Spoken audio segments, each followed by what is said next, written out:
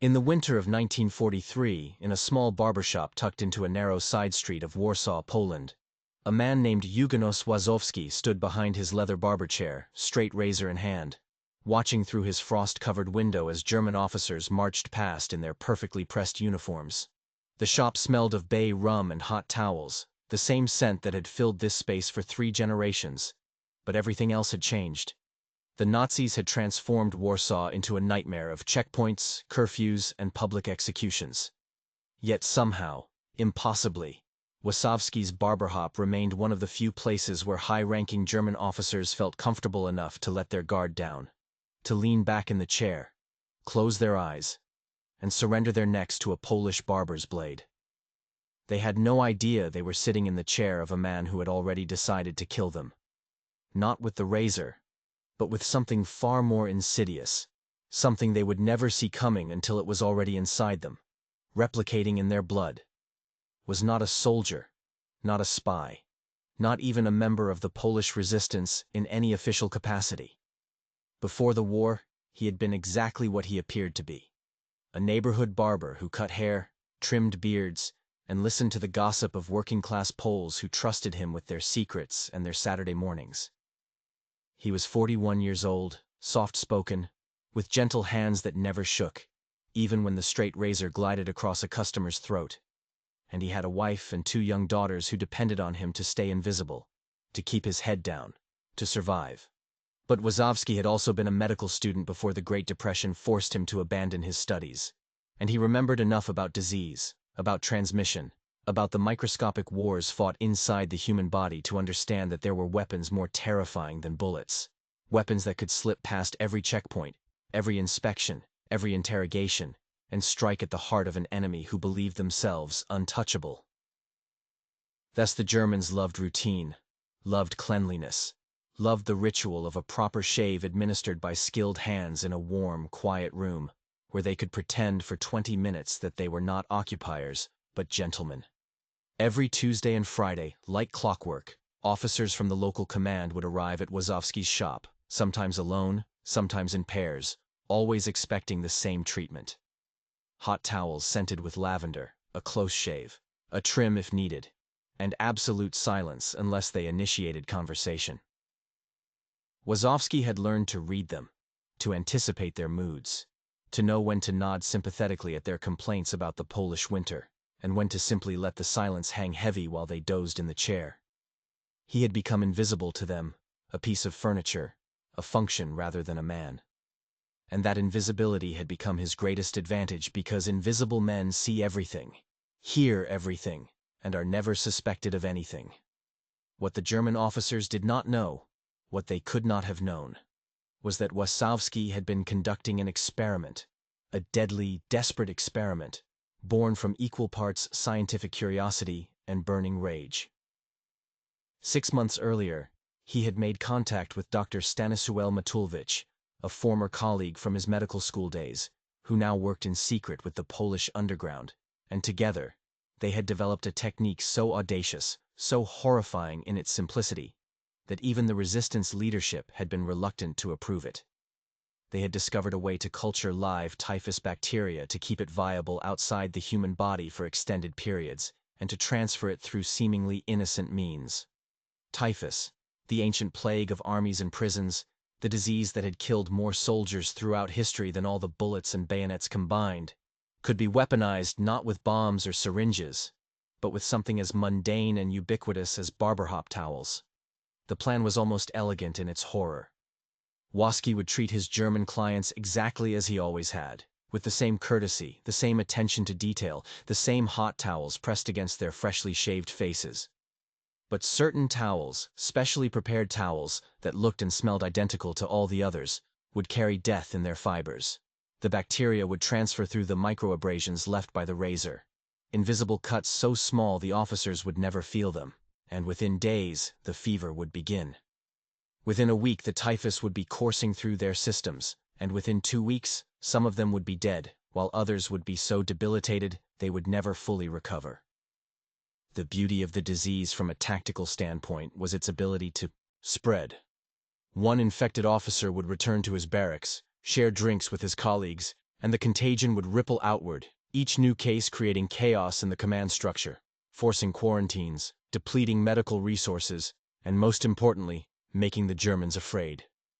But as Wasowski stood in his shop that winter morning, watching another officer approach his door, boots crunching in the snow, he understood the weight of what he was about to do.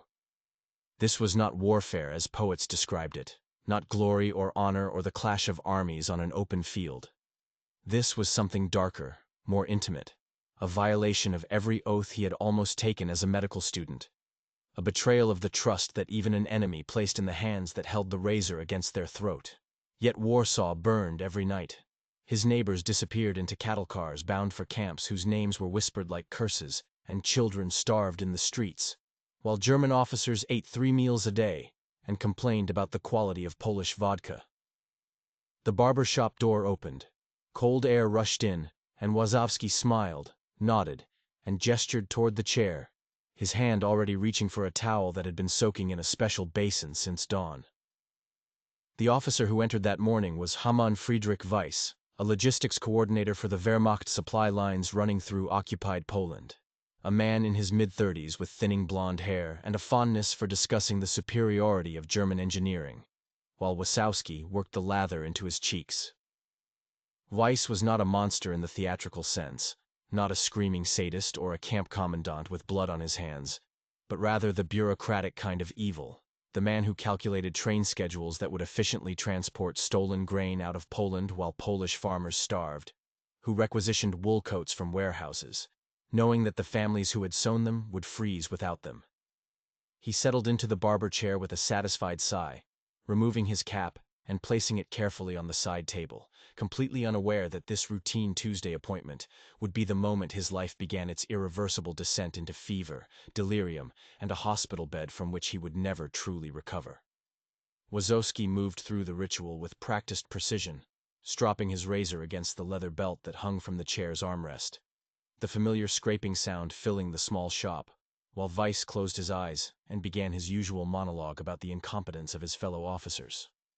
The barber listened with the same attentive silence he always maintained, nodding at appropriate moments, murmuring non-committal agreements, all while his mind raced through the procedure he and Dr. Matulake had rehearsed dozens of times in the basement of an abandoned pharmacy on the other side of the city.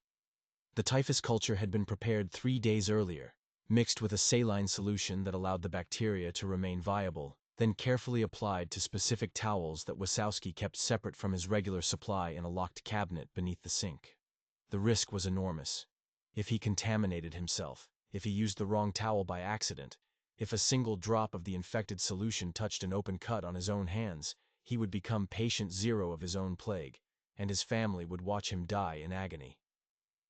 The hot towel went on first, the safe one, steam rising from Weiss's face as the German officer relaxed into the warmth, his breathing slowing, his guard dissolving in the comfortable heat. Wasowski worked the shaving soap into a thick lather, applied it with smooth circular motions, and then began the shave itself, the razor gliding across Weiss's cheek with the confidence of a man who had performed this action 10,000 times. The blade was sharp, freshly honed that morning, and it left the skin smooth, but also microscopically damaged, invisible abrasions that would serve as doorways for what was coming next. Weiss droned on about a shipping delay in Kov, about lazy Polish workers who needed more discipline, about his plans to request a transfer to France, where the weather was better and the wine was exceptional. And Wasowski responded with appropriate sounds of interest while reaching for the second towel, the one that had been soaking in the special basin, the one that carried death in its threads. The contaminated towel looked identical to every other towel in the shop, white, clean, folded in the same precise rectangle, warmed to the same temperature in the same metal basin.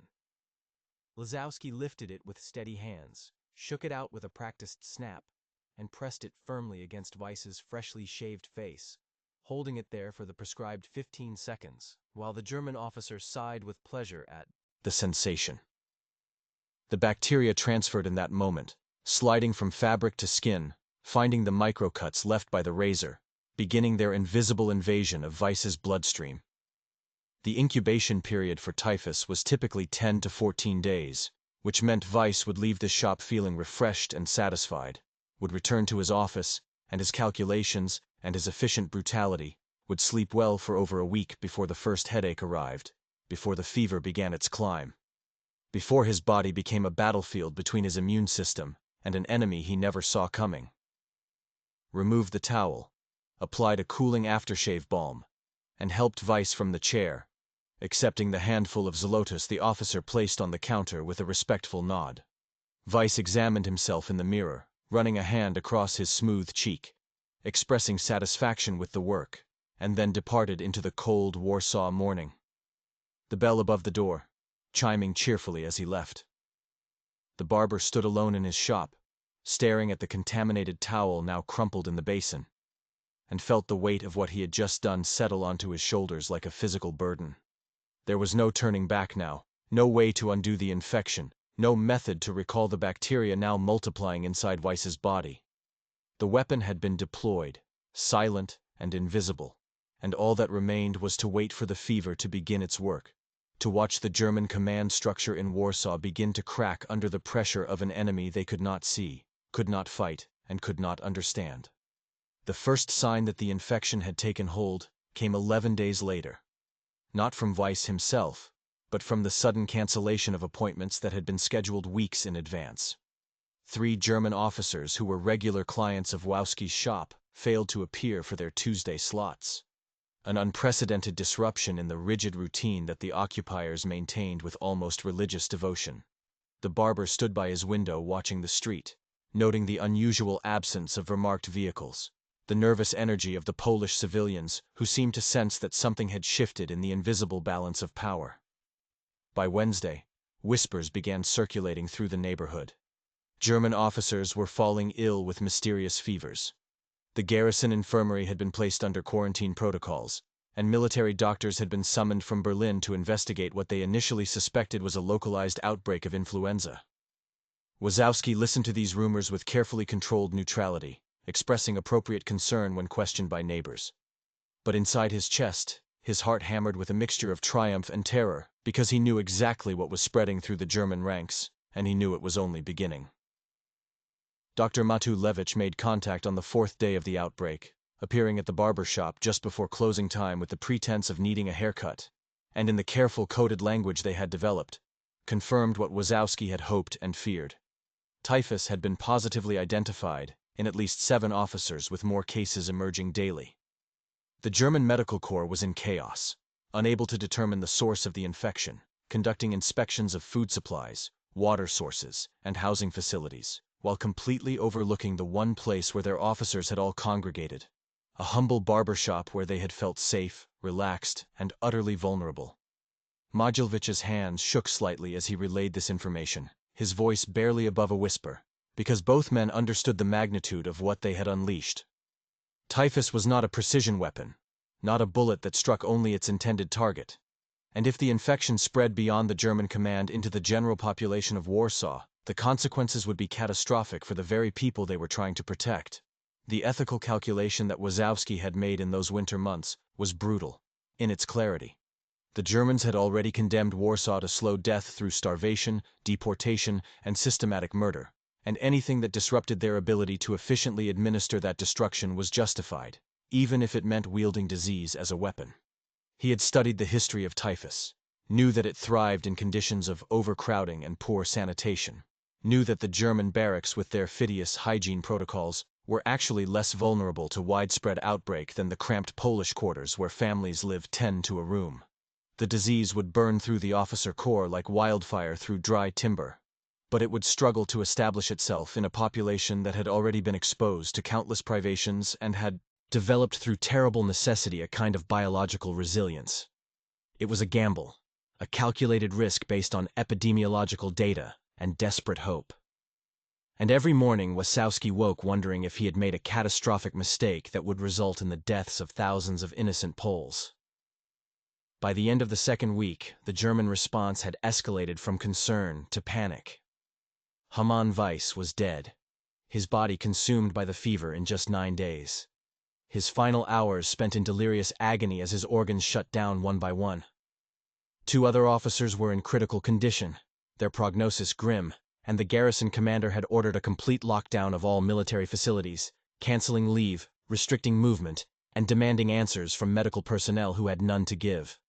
The Gestapo began conducting interrogations, rounding up Polish workers who had contact with German personnel, searching for saboteurs or poisoners, operating under the assumption that this outbreak was an act of deliberate biological warfare, but focusing their suspicions on kitchen staff, laresses, and cleaning crews.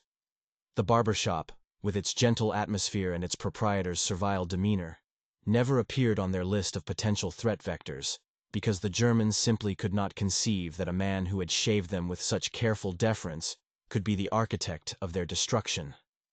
Wazowski maintained his routine with iron discipline, opening his shop at the usual hour, arranging his tools with the same meticulous care, treating the few non-German clients who still dared to enter with the same professional courtesy he had always offered.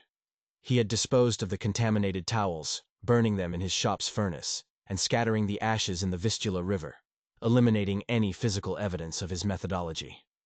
The typhus culture itself had been destroyed, the glass containers shattered and buried in a location known only to him and Matulich, and both men had agreed to suspend any further operations until they could assess the full extent of what they had already set in motion.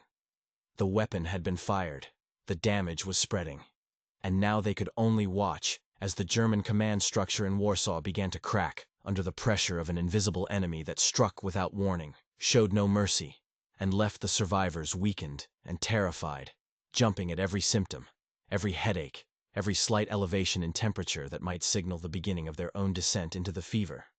The true genius of Wazowski's method revealed itself not in the initial casualties, but in the secondary effects that rippled through the German occupation apparatus, like cracks spreading across ice.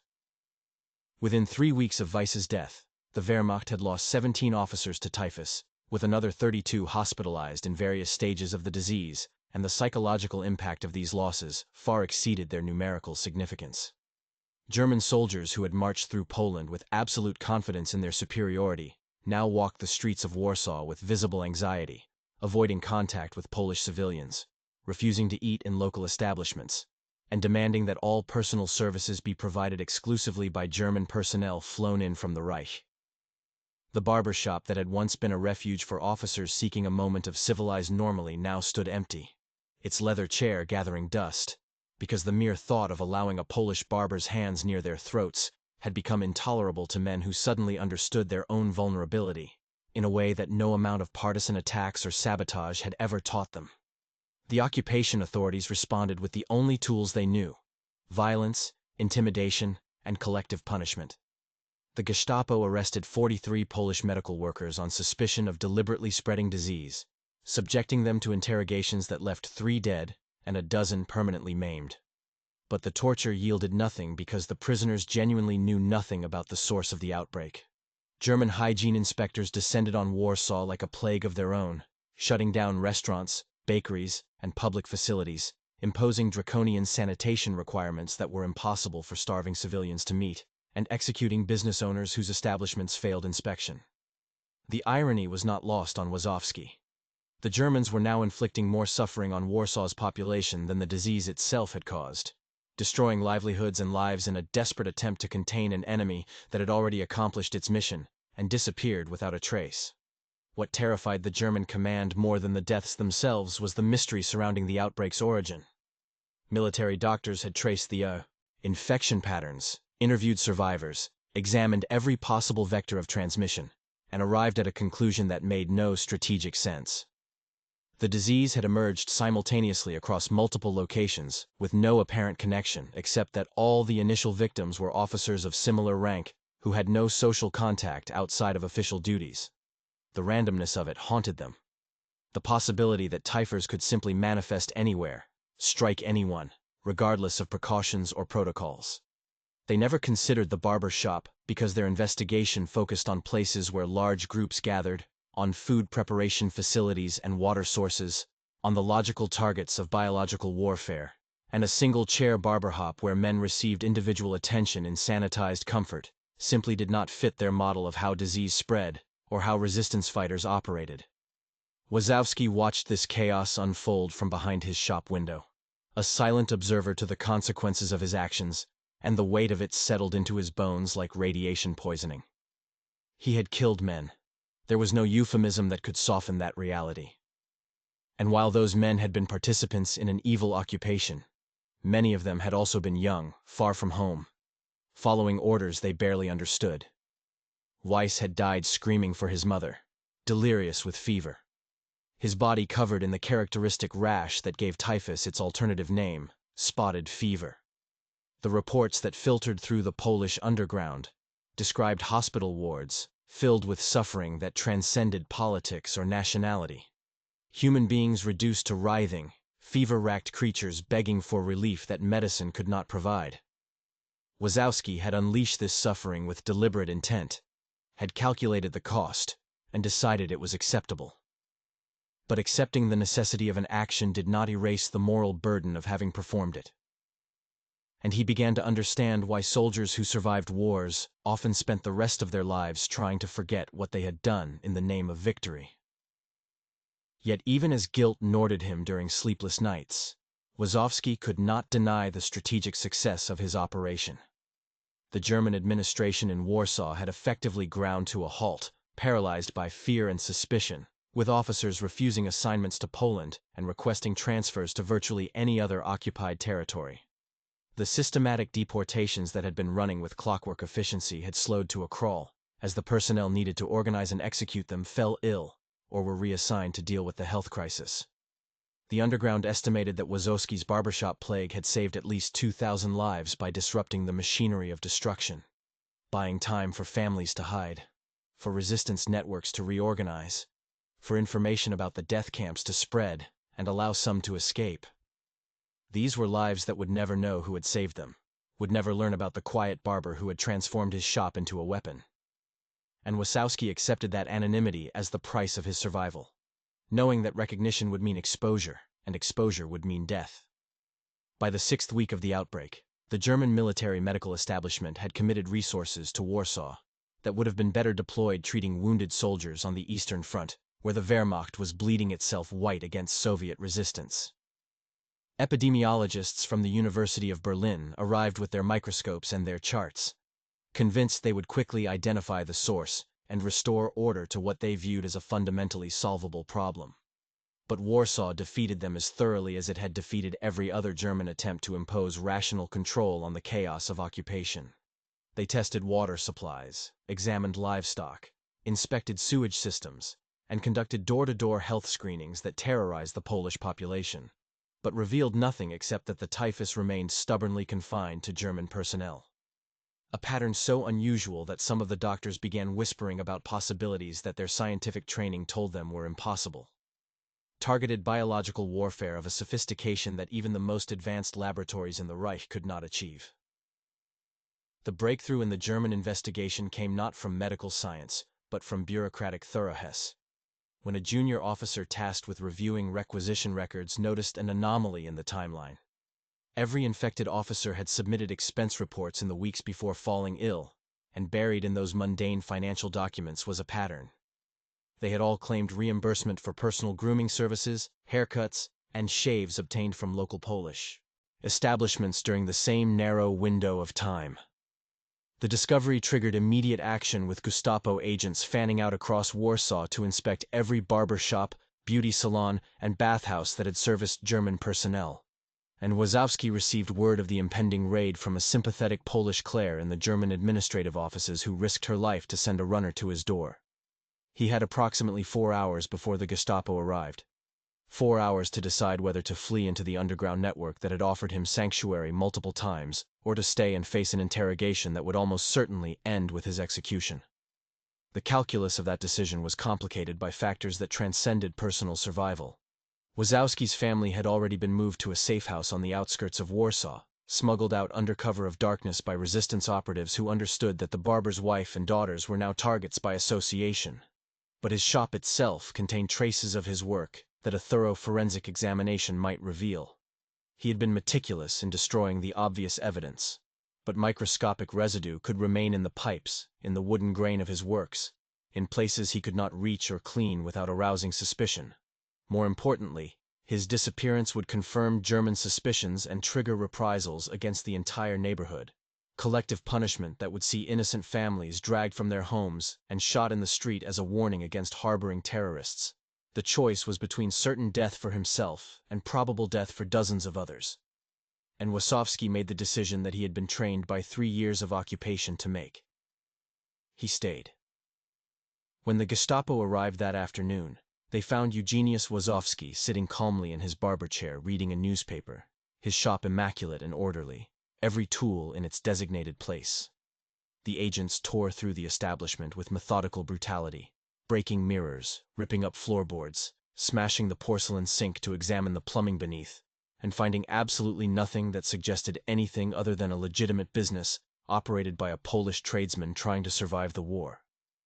They interrogated him for 7 hours in the back room, demanding to know about his client list, his suppliers, his associations, and Wasowski answered every question with the servile deference that had protected him for so long, providing detailed records that he had carefully falsified weeks earlier, showing receipts for towels purchased from German suppliers, registration papers that documented his business license, even testimonials from Jerry Man, clients who had praised his work before the outbreak began. The Gestapo wanted to arrest him anyway, operating on instinct rather than evidence, but they were constrained by a problem that Wasowski had anticipated. They had already arrested and executed so many Polish service workers that the infrastructure supporting the German occupation was on the verge of collapse. Every barber, tailor, cook, and cleaner they shot was one less person available to maintain the comfort and efficiency that German officers demanded, and the occupation authorities were caught between their desire for vengeance and their need for functioning services. In the end, pragmatism won out, and Wasowski was released with a warning and placed under surveillance, his shop designated as approved for continued operation, but with the understanding that any future illness among German clients would result in immediate execution. He returned to his empty shop that night, sat in the chair where he had infected Hutman Weiss, and allowed himself the luxury of shaking uncontrollably for 10 minutes before forcing his hands to steady and beginning the process of rebuilding his cover, knowing that the game was not over, that survival required him to continue the performance of harmless civility, even as the bodies of his victims were being buried in German military cemetery across occupied Poland. The surveillance that descended on Wasowski's life after his interrogation was suffocating in its completeness, transforming every moment of his existence into a performance for an audience that never slept and never looked away. 2 Gestapo informants took up permanent residence in the apartment across the street, their silhouettes visible behind curtains as they documented every person who entered or exited the barber shop, every conversation conducted within earshot, every deviation from routine that might suggest clandestine activity. The barber understood that his usefulness to the resistance had ended the moment he became a person of interest, that any further contact with underground networks would endanger not just himself, but everyone connected to him. And so he severed those ties completely, becoming exactly what the Germans wanted him to be, a frightened tradesman focused solely on survival, a man broken by interrogation and too terrified to do anything except cut hair and collect his meager earnings. It was the most difficult role he had ever played because it required him to abandon the secret pride he had felt in his mission to bury the knowledge that he had struck a genuine blow against the occupation and to present to the world a face of defeat and submission.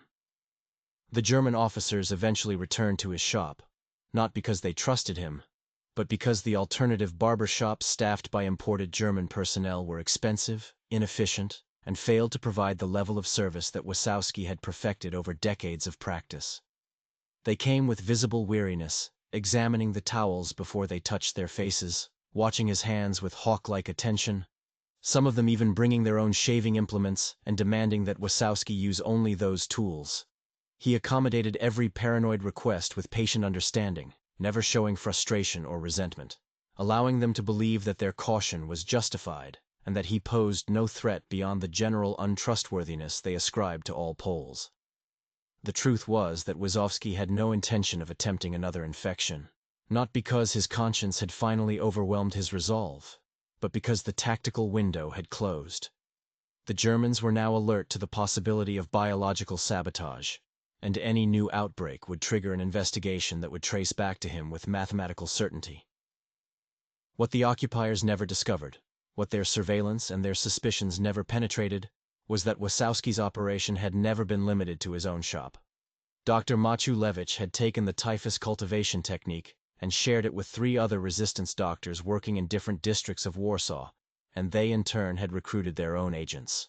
A laundress who serviced officer quarters, a tailor who altered German uniforms, a masseuse who treated military personnel for stress-related ailments.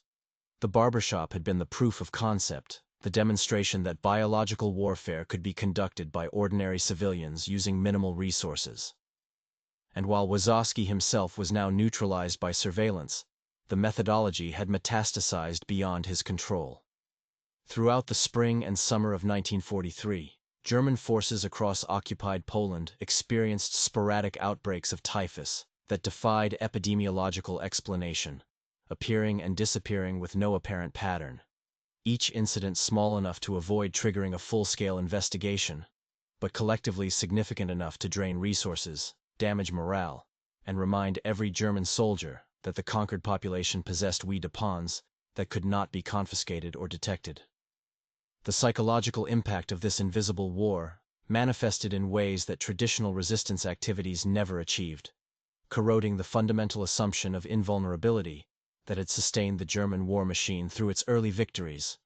Officers who had enthusiastically volunteered for service in the occupied territories now requested reassignment, citing health concerns that their superiors could not dismiss as cowardice, because the threat was demonstrably real.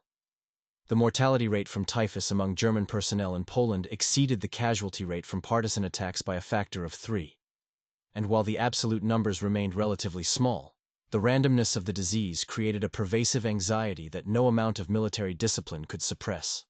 Soldiers began refusing to interact with Polish civilians unless absolutely necessary, which paradoxically made them less effective occupiers, because the intelligence gathering and population control that sustained the occupation required daily contact with the people they were subjugating. Wazowski observed these developments from his enforced isolation, gleaning information from the nervous chatter of officers who sat in his chair and complained about conditions in Poland, about the mysterious illnesses that seemed to follow German units wherever they went, about the growing consensus that this assignment was cursed in ways that France or Denmark had never been. He never acknowledged these conversations beyond sympathetic murmurs, never allowed his expression to betray the satisfaction he felt at their fear. But alone at night in the apartment where he now lived, separated from his family, he permitted himself the knowledge that his actions had mattered, that the weapon he had forged in desperation had proven more effective than he had dared to hope. The cost had been high, measured in nightmares about Weiss's death screams, and in the permanent separation from his wife and daughters, who remained in hiding. But the occupation's machinery had been damaged in ways that bullets and bombs could never achieve, and that knowledge sustained him through the long months of surveillance and suspicion that followed. The climax of Wazowski's silent war arrived not with dramatic confrontation, but with the slow, grinding collapse of German administrative efficiency in Warsaw, a bureaucratic disintegration that by autumn of 1943 had reached catastrophic proportions.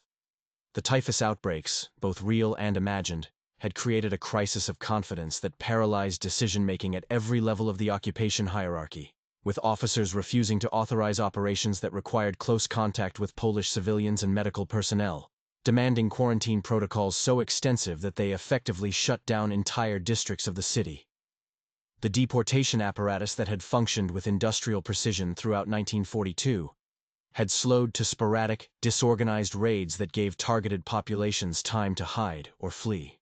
And the labor conscription programs that had supplied German factories with slave workers now struggled to meet quotas because the personnel responsible for organizing roundups were either sick, dead, or too terrified of infection to perform their duty. JS. The German High Command, watching their occupation dissolve into chaos, demanded explanations and solutions. But the doctors and administrators on the ground in Warsaw could offer neither, because they were fighting an enemy they could not see, could not predict, and could not defeat. What made the situation truly unbearable for the occupiers was the asymmetry of suffering. While typhus ravaged German personnel with brutal efficiency, the Polish population seemed mysteriously resistant to the same outbreaks, a statistical anomaly that German medical researchers could not explain within the framework of their racial ideology. The truth was simpler and more damning than they could acknowledge. The disease struck hardest in conditions of relative comfort and cleanliness, where immune systems had been sheltered from the constant low-level exposure to pathogens, that characterized life in the overcrowded, unsanitary conditions the Germans had imposed on Polish civilians. The very population that Nazi propaganda characterized as inferior and disease-ridden was demonstrating biological resilience that their supposed Aryan superiors lacked. And this inversion of expected outcomes gnawed at German confidence in ways that military defeats never could. The officers who still visited Wazowski's shop spoke in hushed tones about colleagues who had developed paranoid obsessions with hygiene, who refused to touch anything Polish-made, who had requested transfer to the Eastern Front, where at least the enemy you faced came at you with weapons you could see. By December of 1943, the cumulative effect of the typhus campaign had achieved what no single act of resistance ever could. It had made Warsaw ungovernable through conventional occupation methods. The German administration had been forced to import thousands of additional personnel to replace the sick and dead. But the newcomers arrived already infected with the fear that permeated every conversation about service in Poland. And their effectiveness was compromised from day one. Supply chains that depended on Polish labor had collapsed or become unreliable, forcing the Germans to divert resources from the war effort to maintain their own occupation infrastructure. Most significantly, the intelligence networks that had allowed the Gestapo to infiltrate and destroy resistance cells had been severely degraded because informants and collaborators had become targets of a different kind of suspicion. Any Pole who worked too closely with Germans was now viewed by both sides as a potential disease vector, untouchable, and isolated in ways that made them useless for gathering information. Wazowski watched this disintegration from his barber shop, still under surveillance, but increasingly irrelevant to the Gestapo agents, who had more pressing concerns than monitoring a single barber.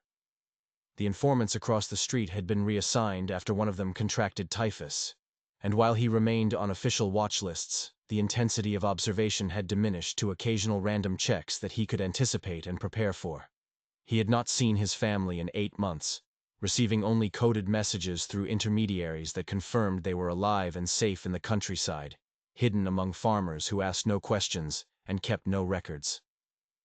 The separation was a constant ache, a wound that never healed. But he understood that their survival depended on maintaining the fiction that he was a broken man, isolated and defeated, no longer worth the effort of detailed surveillance.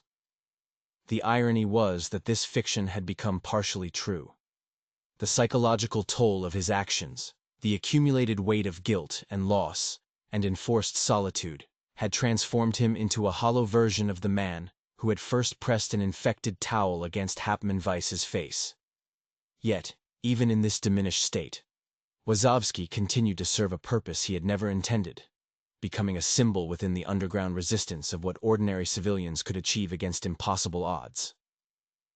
Stories of the barber shop plague circulated through secret networks, details often exaggerated or distorted, transforming him into a legend that bore little resemblance to the quiet, haunted man who stood behind his chair each morning. The resistance used his example to recruit others to demonstrate that sophisticated weapons and military training were not prerequisites for striking meaningful blows against the occupation. And Dr. Matvich reported that the typhus methodology had been adopted by resistance cells as far away as Kov and Łódź, each group adapting the technique to their local circumstances and targets. Wazowski had become the unwitting architect of a new form of warfare, one that would influence partisan tactics for the remainder of the war and beyond, though he would never receive credit or recognition for innovations that military historians would later struggle to categorize or understand.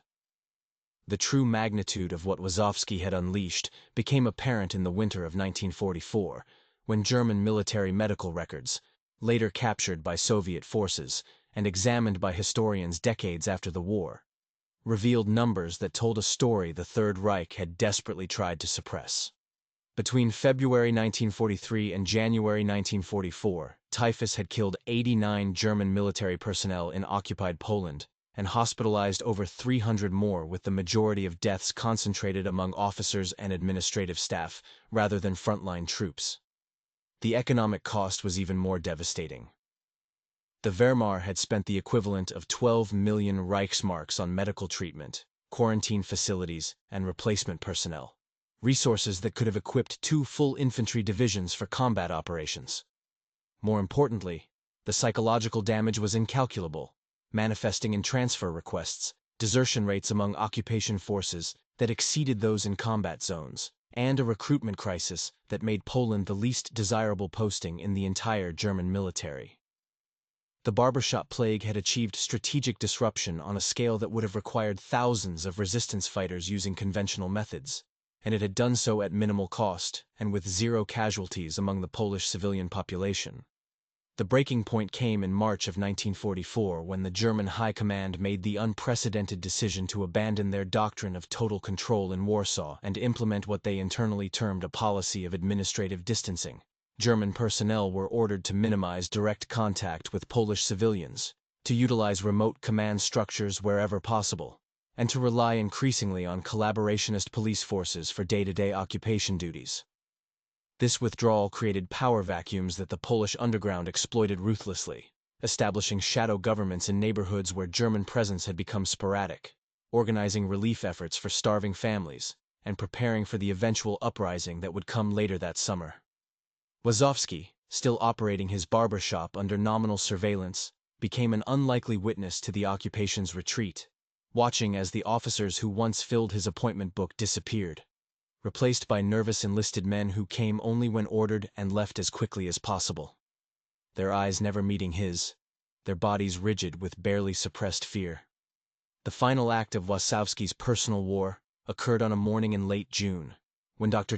Matulovich appeared at the barbershop for the first time in over a year, his face gaunt and aged beyond his years, carrying news that the resistance leadership had authorized a general uprising against the German occupation. The Warsaw uprising would begin in August, and the underground needed every asset, every weapon, every person who could contribute to the fight. But Matul had not come to recruit Wazowski for the battle ahead.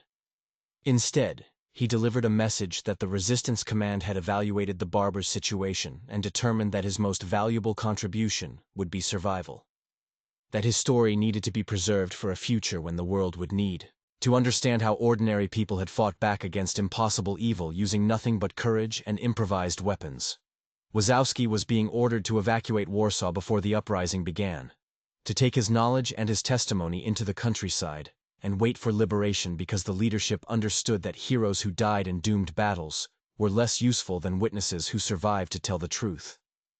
The decision to flee felt like cowardice after everything he had endured, like abandoning his city in its moment of greatest need. But Wazowski had learned through brutal experience that effective resistance required subordinating personal honor to strategic necessity. On the 1st of August 1944, as the first shots of the Warsaw uprising echoed through the streets, and Polish fighters emerged from hiding to challenge the occupation, Eugeniusz Wazowski slipped out of the city through underground tunnels that ran beneath the Wistulara River, carrying nothing except the clothes on his back, and a small leather journal in which he had documented in coded entries the methodology and timeline of his T.E.'s operation.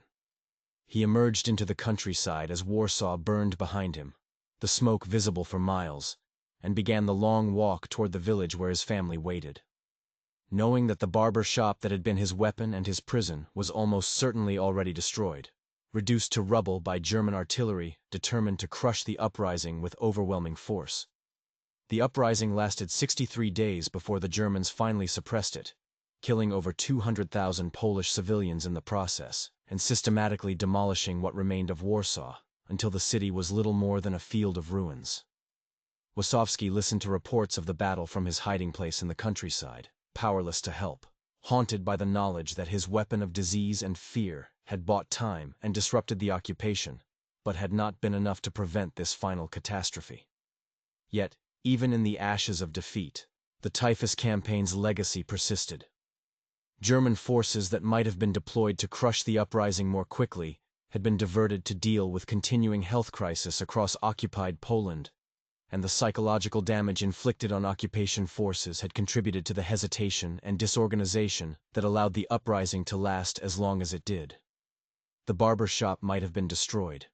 The city might have been reduced to rubble, but the proof that ordinary civilians could wage sophisticated warfare against a modern military machine had been established, documented, and preserved for a future that would need those lessons. Liberation came to Poland, not as the joyous release from tyranny that Warsaw had imagined during the darkest days of occupation, but as the replacement of one totalitarian regime with another. The Soviet Red Army sweeping across the country in January 1945, with an agenda that had little room for celebrating the individual acts of resistance that had sustained Polish hope through 6 years of German brutality. The Barber emerged from his rural hiding place to find Warsaw transformed into a landscape of total destruction. Entire neighborhoods erased from existence. The street where his shop had stood now indistinguishable from 1,000 other piles of rubble that stretched to the horizon. He searched for 3 days before finding the approximate location of his barber shop, marked only by a fragment of his shattered mirror embedded in the frozen ground. And he stood there in the snow, understanding that the physical evidence of his war had been obliterated as thoroughly as the lives of the officers he had infected. The new Soviet authorities had no interest in stories about biological sabotage conducted by individual civilians, preferring narratives of organized communist resistance that fit their ideological requirements. And Warsaw quickly learned that survival in this new regime required the same careful anonymity that had protected him under the Germans. The reunion with his family, when it finally occurred in the spring of 1945, was marked by a distance that no amount of time could have created alone. The separation having transformed his wife and daughters into people he recognized, but no longer fully knew. They had survived their own war in the countryside, enduring different dangers and developing different scars, and the man who returned to them was not the neighborhood barber who had sent them away, but someone harder, quieter, carrying knowledge that could never be fully shared or understood. His daughters, now teenagers, looked at him with a mixture of love and uncertainty, sensing that their father harbored secrets that made him unreachable in ways that physical distance never had, attempted to resume some semblance of normal life, finding work in a collective farms administrative office because Warsaw had no need for barbers in a city without people. But the mundane tasks of record-keeping and supply management felt like punishment after the intensity of his wartime mission, a slow suffocation of purpose that left him hollow and restless. Dr. Matulewicz had survived the war as well, though barely, emerging from the ruins of the Warsaw Uprising with injuries that left him partially disabled, and a psychological fragility that manifested in paranoid episodes where he became convinced that the Gestapo was still searching for evidence of their biological warfare campaign. The two men met periodically in the years immediately following liberation, always in public places where their conversations could appear casual and innocent. And during these meetings, they debated what to do with the knowledge they possessed.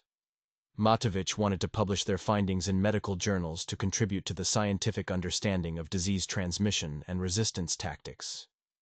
But Warsaw understood that such revelations in the current political climate would be dangerous, that the Soviet authorities would view their unauthorized biological warfare program as evidence of dangerous independence and punish them accordingly.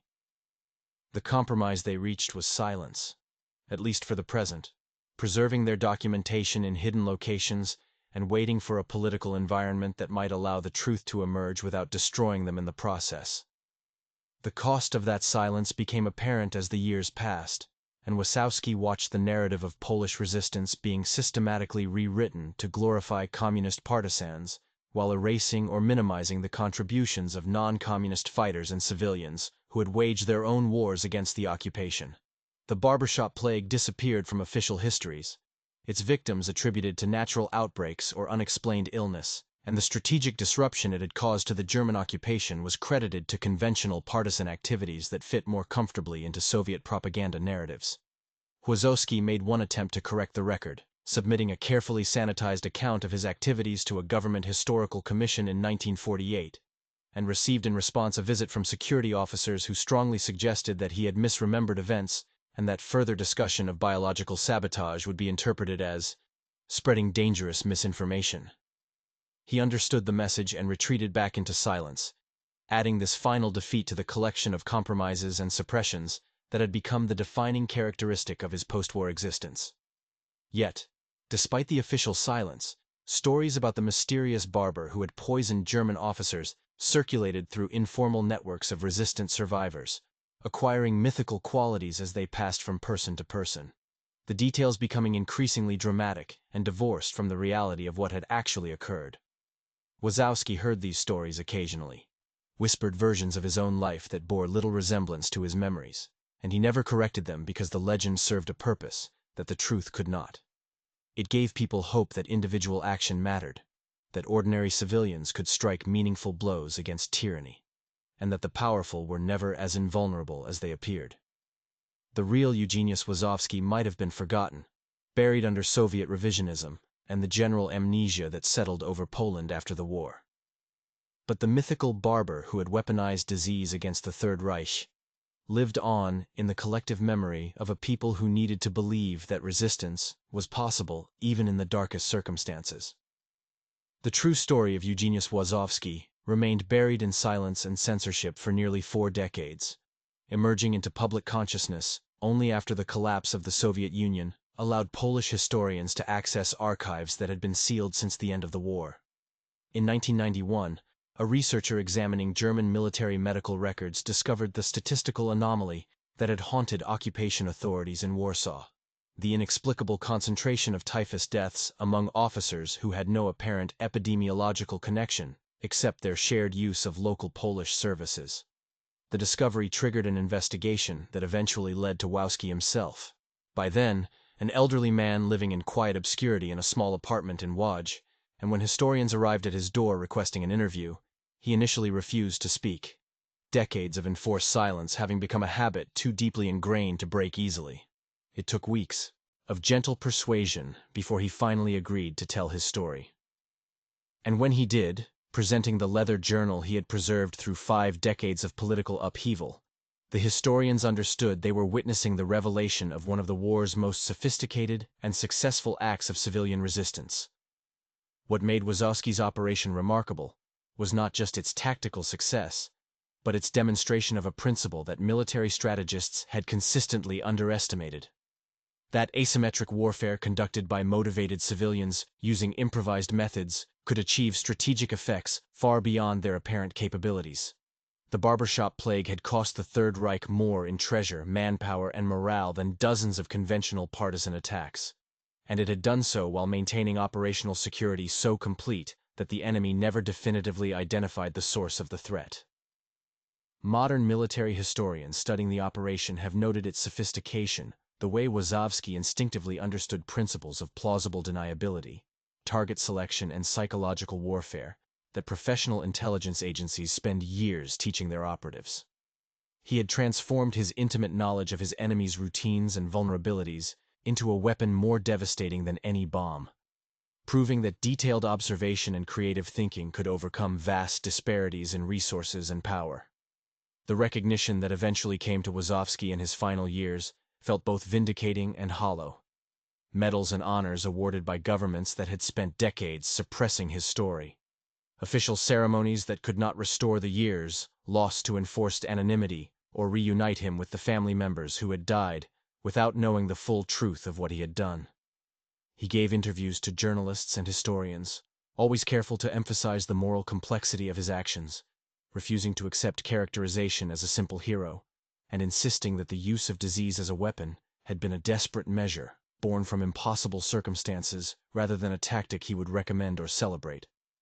When asked if he had regrets, he spoke about Hatman Weiss, about the screams that still haunted his dreams, about the knowledge that biological warfare, once unleashed, could not be precisely controlled or easily contained.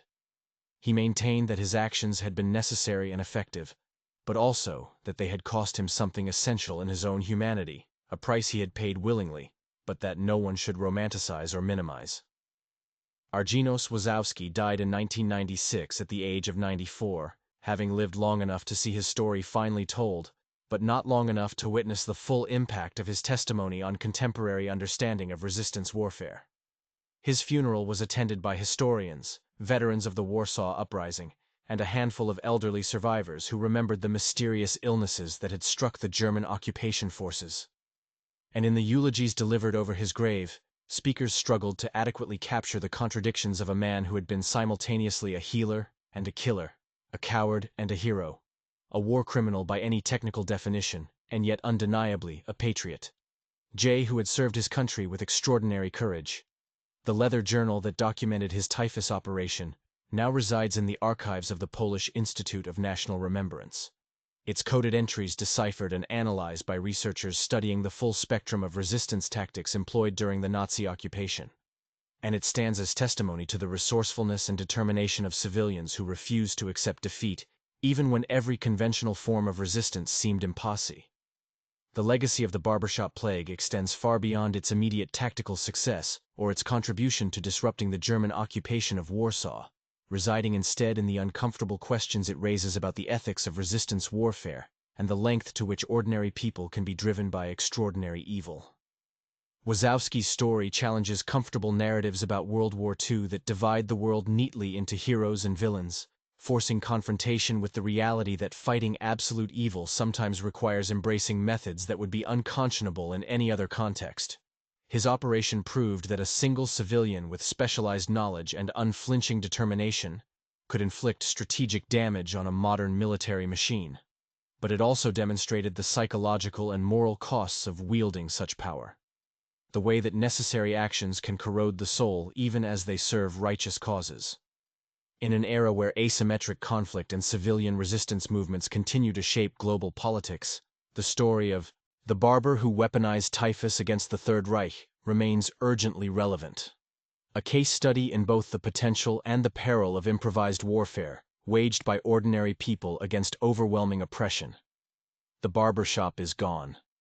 Warsaw was rebuilt. The Third Reich collapsed into ash and judgment.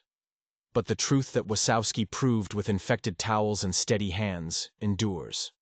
That power, no matter how absolute it appears, is always vulnerable to those courageous enough to find its weaknesses and ruthless enough to exploit them without mercy. Hey,